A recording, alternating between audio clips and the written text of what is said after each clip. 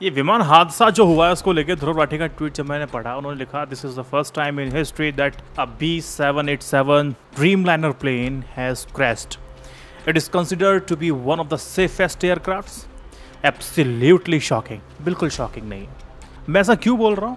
क्योंकि वो सोल्यूशन जो मैं आपको देने जा रहा हूँ वो बहुत दूरदर्शिता वाले सोल्यूशन है. ये होता है क्योंकि इतिहास ही बोइंग जहाजों को लेकर के जो था ये आज नहीं तो कल ये होना ही होना था. तो इसके बारे में कुछ आपसे बात करता हूँ, थोड़ा ब्रीफ दूं तो ये है कि अहमदाबाद में 12 जून 2025 को एयर इंडिया की बोइंग 787-8 ड्रीम लाइनर के दुर्घटनाग्रस्त होने से तकरीबन 242 में से 241 लोगों की मौत हो गई, जिसने बोइंग की सुरक्षा और तकनीकी विश्वसनीयता पर गंभीर सवाल खड़े कर दिए.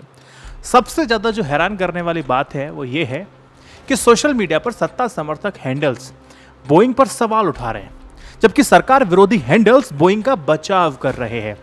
अच्छा, बोइंग को लेकर के जो अविश्वास है वो क्यों है, एक एक करके से बात करता हूं मैं आपसे. पहला तो यह है कि तकनीकी खामियां और बार बार होते हादसे, इसको नजरअंदाज आप कर नहीं सकते. पिछले 2 दशकों में बोइंग के विमानों में लगातार टेक्निकली खराबियां आती जा रही हैं, जैसे 737 मैक्स के सॉफ्टवेयर की समस्या हो और 787 ड्रीमलाइनर की बैटरी, इंजन और कॉकपिट सीट से जुड़ी समस्या हो, या अहमदाबाद हादसे में भी फ्लैप्स और लैंडिंग गियर की गलत सेटिंग की आशंका जताई जा रही है, जिसकी वजह से इतना बड़ा हादसा हो गया. तो लगातार एक पैटर्न बना हुआ था गलतियों और कमियों का. आगे बात करूंगा, ये बहुत बड़ी बात है. दूसरी बात, बोइंग के अंदर सुरक्षा को लेकर के क्रिमिनल कवर अप के आरोप लगते रहे हैं और खामियों को उजागर करने वाले 2 इंजीनियरों की भी संदिग्ध मौतें हुई हैं. विसिल ब्लोअर सैम ने दावा किया था कि 787 ड्रीम लाइनर के हिस्सों को ठीक से नहीं जोड़ा गया था, और जॉन बार्नेट ने घटिया पुर्जों और ऑक्सीजन सिस्टम में खामियों की बात कही थी. ऑक्सीजन सिस्टम में खामी का मतलब ब्लास्ट है.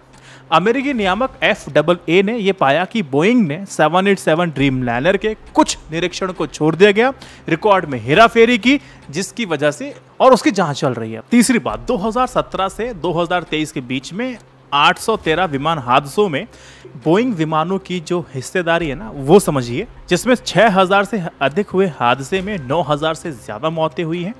पिछले 3 वर्षों में बोइंग विमानों की दुर्घटना दर ना एयरबस के मुकाबले काफी ज्यादा रही है.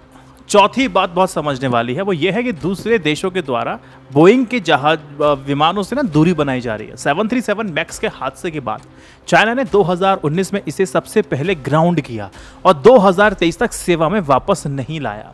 यूरोप हो गया, यूरोप यूनियन हो गया, कनाडा हो गया, इथोपिया हो गया, इंडोनेशिया हो गया, सिंगापुर हो गया, जैसे कई अन्य देशों ने भी 737 मैक्स को अपने हवाई क्षेत्र में उड़ान भरने से सिंपल प्रतिबंध कर दिया था. तो ये तो हिस्ट्री थी, तो शॉकिंग तो था नहीं है.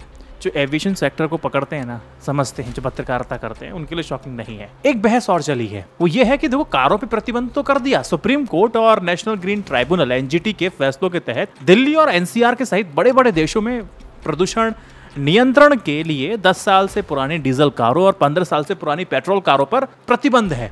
इन कारों को भले ही वो 0 प्रदूषण फैलाए, लेकिन स्क्रैप करना अनिवार्य कर दिया, क्योंकि उसका रजिस्ट्रेशन रद्द कर दिया जाता है. लेकिन विमानों के लिए ऐसी कोई उम्र नहीं होती है. इसके विपरीत जो आपकी DGCA है ना और ICAO है, उसके नियमों के तहत भारत में विमानों के लिए कोई भी निश्चित उम्र सीमा नहीं है. यही खतरनाक है. विमानों की उड़ान योग्यता उनकी तकनीकी स्थिति, रख रखाव और नियमित निरीक्षण पर निर्भर करती है. अब दुर्घटनाग्रस्त बोइंग 787-8 विमान 11.5 साल पुराना था और अपनी डिजाइन जीवन अवधि यानी कि 30 से 50 वर्ष के भीतर था.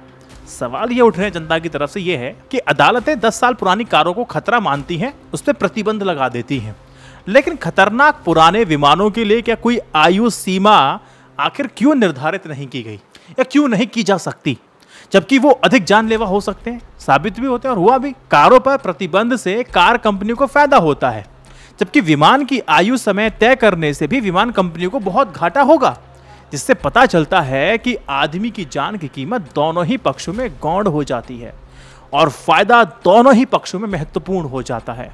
अगली बात, विमान उद्योग में उम्र के बजाय रख रखाव और सुरक्षा मानकों पर जोर दिया जाता है, जिसमें नियमित ऑडिट जैसे कि C चेक जो कि हर 18 से 24 महीने में होते हैं, और एक D चेक होता है जो 6 से 10 साल के बीच में होता है, जो कि अनिवार्य है. हालांकि पुराने विमानों के लगातार हादसों से जनता का विश्वास वास्तव में बहुत कम हो गया है. अब आपको ना भारतीय एयरलाइंस के बेड़ों की स्थिति अगर मैं आपको बताऊंगा तो आपकी आंख खुल जाएंगी। एयर इंडिया के कुछ बोइंग 777-200 और 777-300 विमान 2007 से चले आ रहे हैं, जो 18 साल पुराने हैं। 4 बोइंग 747 विमान 25 साल से अधिक पुराने हैं, हालांकि सक्रिय रूप से वे उड़ान नहीं भर रही है। एयर इंडिया के लगभग 40 से 50% विमान लगभग 10 साल से अधिक पुराने हैं। एयर इंडिया ने 2024 में 67 पुराने विमानों को अपग्रेड करके $400 मिलियन के नवीनीकरण कार्यक्रम की घोषणा की है।